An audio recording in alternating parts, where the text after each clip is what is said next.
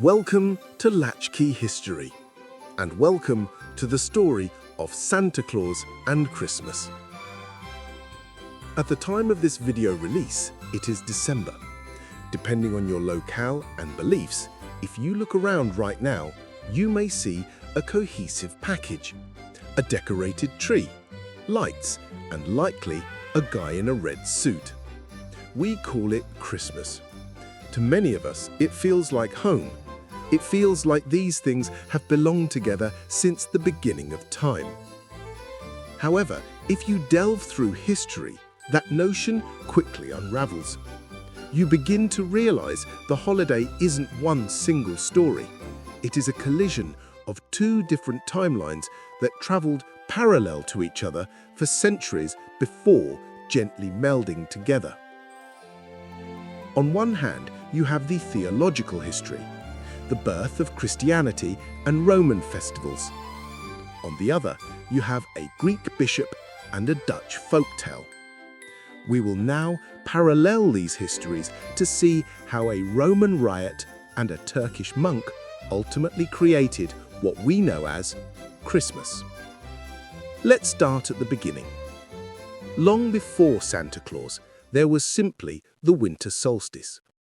For ancient agricultural societies, winter was rather terrifying. Sunlight was a rarity in many places. So, to combat this, many cultures developed festivals to fight the dark and usher back the light. In Rome, this holiday was called Saturnalia.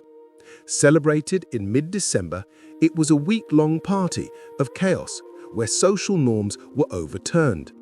Masters served their slaves, and people exchanged small gifts like pottery or wax figurines.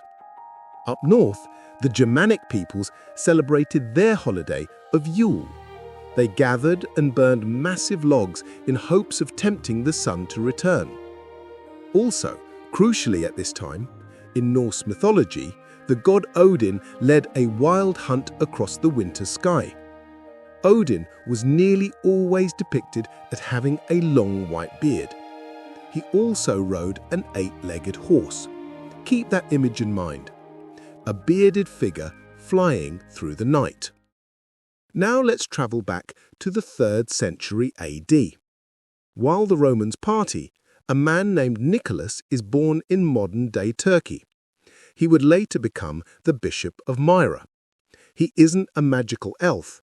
He is a fierce defender of the church and a wealthy man known for radical generosity. The legend begins with a poor father and his 3 daughters. They had no money for dowries and faced a terrible fate. Nicholas crept to their house at night and threw 3 bags of gold through the window. Legend says the gold landed in their stockings hanging by the fire to dry. So, by the end of the ancient era, we have 2 paths: a rowdy winter party to fight the darkness and a charitable saint protecting children. They had nothing to do with each other yet. In the Middle Ages, the paths begin bending toward one another. Back then, the church had a problem. Christianity was growing, but people flat out refused to give up their Saturnalia parties. So, in the 4th century, Pope Julius I performed a strategic move. He declared December 25th the Feast of the Nativity. This choice aligned perfectly with the existing festivals, including the birthday of the Roman sun god Sol Invictus. In essence, the church overlaid the holy birth onto the pagan party to appease the masses. Meanwhile, Saint Nicholas became a superstar. His feast day was celebrated on December 6th. For centuries, this was the gift-giving day. You celebrated Jesus on December 25th, but you would get your presents from Nicholas on the 6th. The paths continued to run largely parallel until the 1500s, when the Protestant Reformation throws a wrench in the works. Reformers like Martin Luther wanted to stop the veneration and celebration of saints. So, they cancelled St. Nicholas Day. But people still needed a gift bringer for their kids. After pondering the problem, Luther suggested moving the gift tradition to Christmas Eve to focus on the Christkind, or Christ child. This is where the Western version of the name, Kris Kringle, comes from. Through all this, the Dutch were not happy. They refused to let Nicholas go, so they kept him alive as Sinterklaas. In their tradition, he was a serious figure in a red bishop's robe who rode a white horse, just like Odin. So, in a nutshell, by the 1700s, it's a mess. Europe has the Christkind, England has Father Christmas, and the Dutch still have Sinterklaas. The final merger occurs in the 19th century New York. This is where our Santa Claus was engineered. In the early 1800s, Christmas in New York was a disaster.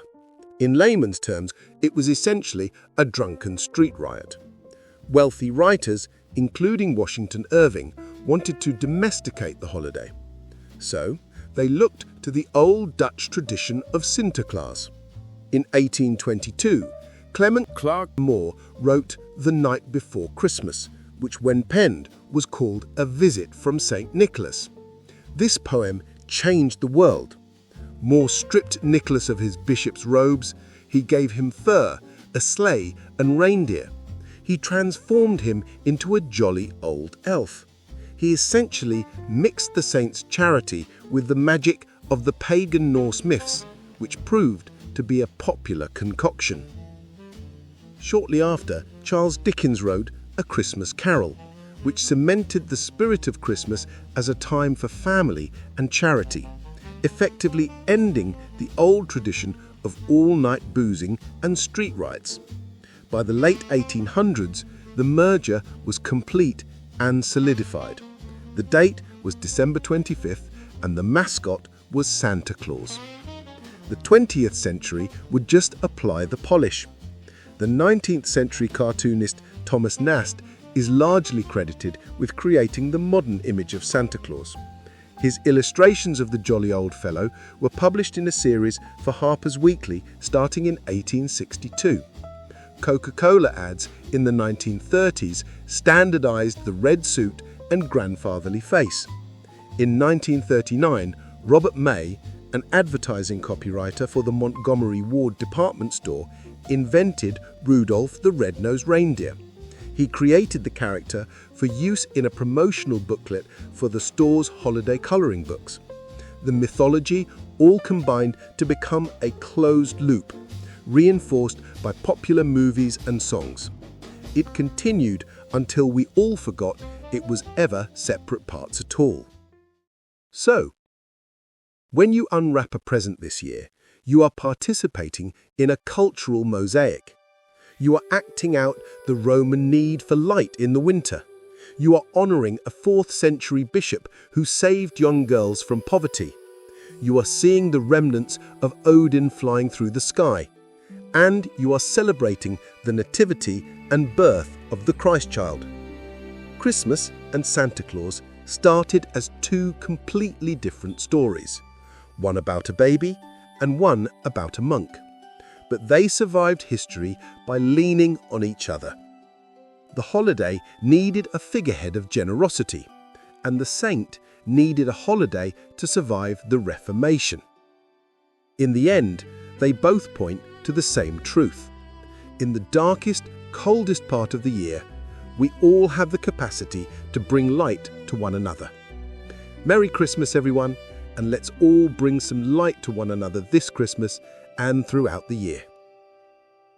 Thank you for watching the story of Santa Claus and Christmas. And see you next time on Latchkey History.